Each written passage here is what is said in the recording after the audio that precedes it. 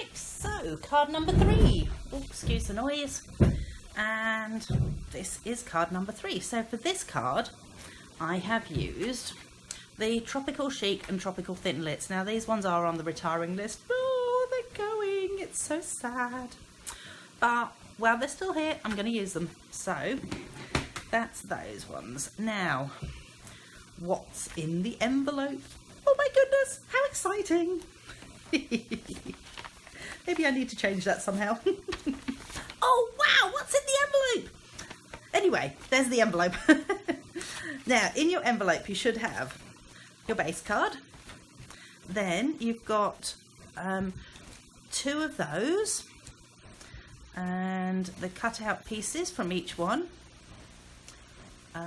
plus one of those, 2 flowers, one of those, and you will also have 2 gems which may vary. So I've got a whole stack of different gems that that I thought, you know, I might give somebody one, somebody something else, and so on, but they will go with your card, don't worry. And obviously instructions, and guess what? I managed to make mistakes on my instructions, so I'm going to print them out for you guys, and you're going to have the extra in bits. So, aren't I good to you? Alright, so with this card you want to create the background first. So we're going to daub the background on using these as masks. I've used Granny Apple Green, which happens to coordinate with that one there. However, any green would work. So let me just move the card out of the way, and so you're probably going to end up with a bit of movement in the camera during this, because there's not really an easy way of doing it. However, remember you can actually turn this upside down and do some images going in the other direction as well, so long as you have a fast drying ink. If you have a not stamping up ink and it's not fast drying, then I don't really recommend you do that, because as soon as you turn it over you're going to get little smudges coming on it. But I know for a fact that the stamping up inks are fast drying. Let's add a couple of these ones.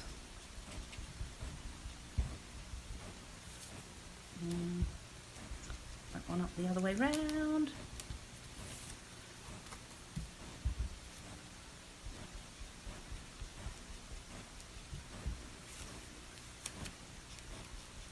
I kind of like having them going in both directions. I think it makes it a bit more interesting. On top here, don't need heaps underneath it, because obviously it's not really going to be seen that much, but there is a little bit of it that shows. So just go a bit more here. Ooh. And if you've got some bits that are darker than others, it actually really adds a little bit to it when it does that. I just think it makes it, you know, makes it look a little bit more interesting in some ways. Right, I'm almost happy with that.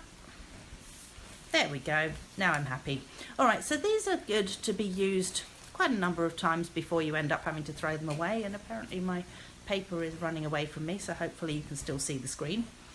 Alright, if you've got a different colour green and you want to, potentially you could actually put a bit of your different colour green onto these leaves as well. So it wouldn't do any harm to do that. Alright, so I have used, for my stamp, I've gone ahead and used Thank You, which I've put onto this one, and that works nicely on there. So the next thing to do is to actually add this part here. The way that I've done it is I have used some of these, which I seriously can't remember the name of them, which is not very helpful, and I think I forgot to put them in the instructions, so that's also kind of not very helpful. So they're kind of like dimensionals, that only obviously they're long and thin. It's kind of obvious, isn't it? Good, right.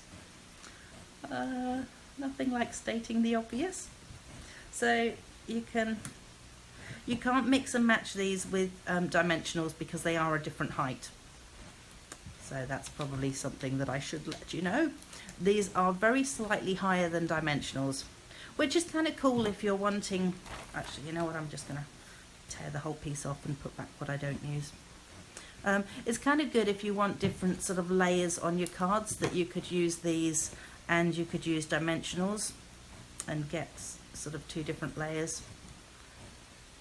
I'll just trim that one off and hopefully it doesn't show from the front. Oh, it kind of does. Okay. And which side's sticky? That's that. Let's see if I can just add just a teeny bit under there. Oh, that might sort of fit onto there. There we go. Nice thing, you can curve these as well, so that's kind of a useful thing to note too. So, and if you just push down on the end, it does sort of release it up. If you need a hand sort of getting it off, where did I get to? That one there. Nope, that one's not. Let's take that one off. Oh, come on, off you go. This one's not off. Come on! Anytime soon will be good. And the last one. And there we go. So this can now just sit directly down onto your card. So I kind of like it on a bit of an angle, but if you're not keen on an angle, obviously put it straight. These ones here I have laid flat because to put dimensionals under this one is going to be next to impossible. So I'm just going to move it off and onto my spare bit of card over here and just pop a little bit of glue onto the back of it there. So I'm using the Tombow or multi-purpose liquid glue. And just attach that one down. And I've lost my other one. Oh, that's because it's on my card. There we go. And look, you can even get it on your nail as well. And no nails were harmed in the making of this film. Alright, so these 2 here, you actually can just, if you've got a bone folder, just give them a bit of a curl up with the edge of it. If you haven't got a bone folder, then potentially you could just curl them with a pencil or some other roundish looking object like that. Cylindrical object. Hey, that would be a way better word for it, wouldn't it? So then that way you've got a couple of flowers that just sort of like up at the ends. I'm sure you know what I mean by. And they can go on dimensionals. So where's my dimensionals gone to? So normal dimensionals. Oh, this would be really good though if you put the dimensionals underneath it rather than on top of it. So we've got one there and one there, and we shall pop those down. Just do it like that. And I'm going to get into some of these. And I reckon I'm going to use a couple of these ones because I think they'd look quite pretty on it too. 1, 2, they do look pretty on it, don't they? I'm quite happy with those. Wonder what I did with that. Ah, never mind, I'll just put it over there for now. Alright, so you've got that far. And the last thing to do, obviously you're going to stamp your saying. Now, I did discover that, oh my goodness, look at this. Timeless Label and Label Me Fancy Punch. And they kind of just about go together. You can just see, not sure whether you can see from that. You can just see that you get sort of like an outline either side. And I think that looks good actually. I like that. So I'm quite happy when I have 2 punches that, that go together so nicely. I'm just going to add a little bit of snail to the back of that. And there we go. That has not gone on right at all. Let's try that again. see whether that works better. That works better. And then it'll just be a case of adding, so what I've done is I've added a little bit more of this because I want it the same height as this one, just onto the back of this, and then just a little bit of Snell adhesive or your multi-purpose liquid glue onto that side so that you can end up having your saying there. And apparently I've managed to attract a fly in here. Yes, go me. All right, that's